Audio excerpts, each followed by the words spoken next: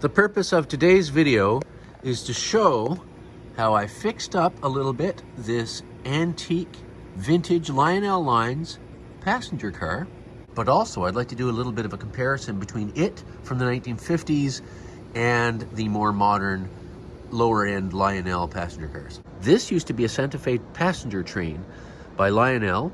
As you can see, it's been repainted. We repainted it for our house brand for my son and I. Today I'm running it outdoors on my elevated G-scale layout. Normally I run 32mm gauge live steam locomotives here and 45mm gauge live steam locomotives here, the large scale ones.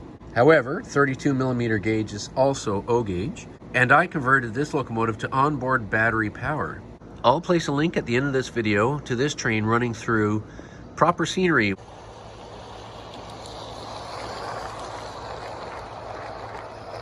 With the onboard battery power, I can have a headlight on.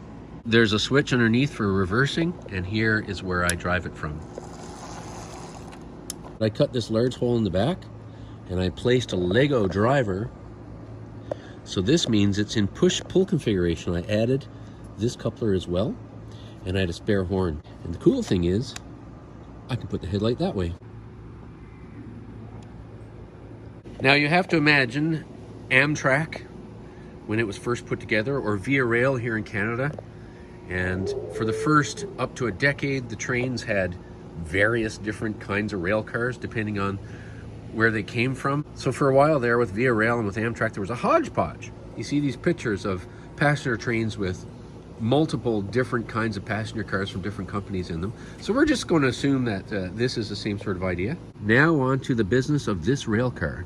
I just received this awesome rail car from a local guy named Lottie. Nice fellow. And it's, you know, because of age and because of this and that, the roof pops down, pops up. It's just like, you can't get it to pop down in there. When you screw down the top pieces, it just sort of pops up this way and that. So I'm going to see what I can do with that. This Lionel Lines Newark 2444 rail car was only provided by Lionel in one set in 1956. Over time, the plastic may shrink or bend. The metal parts inside will have experienced decades of hot and cold and expansion and shrinkage. So these things that are on the roof represent roof vents, and it's what holds the roof piece on. Really comes apart nice and easy. Unlike this one, which has some screws and you have to shimmy the roof off.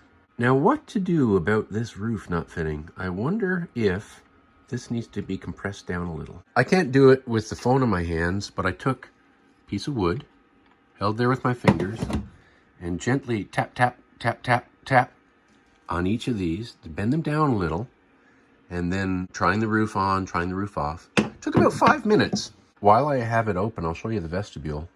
It's a really nice piece in there. You'll notice later Lionel from the 1990s, these cars do not have the vestibule. Of course, another difference is that these have the fast action modern wheels, whereas this has the post-war style wheels. Moment of truth.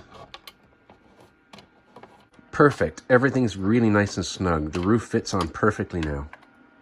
So without further ado,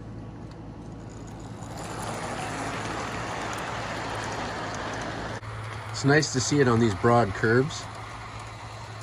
I used to have an ON30 scale layout, and this I scratch built for that layout. I lettered the truck for our railway.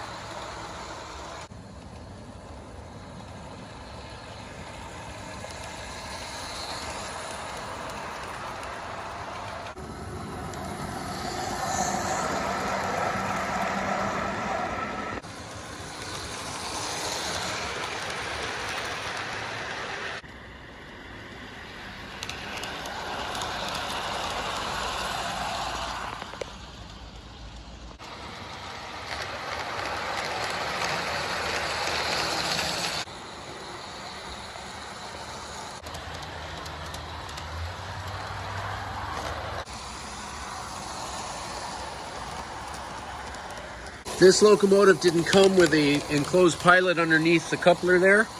It was all open, which kind of looked like, I don't know, like a child with no two front teeth. So I just added the strip across the bottom to make it look a little better.